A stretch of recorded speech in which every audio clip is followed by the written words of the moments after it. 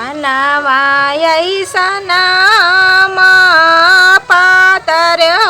बाबा फूलवा ऐसना सुकावार जी फूलवा ऐसना सुकावार चंदवा ऐसना भर खोजिया बाबा तबे करबो हम विवाह तबे करबो हम विवाह पानवा ऐसना तू पातरे बेटी फूलवा ऐसना सुकावार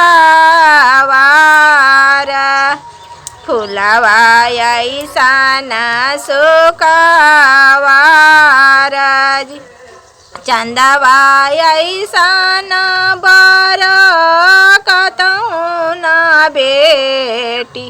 कैसे करबो तोहरो विवाह कैसे करबो तोहरो विवाह बाहर देखिया भैया गया रे भैंसिया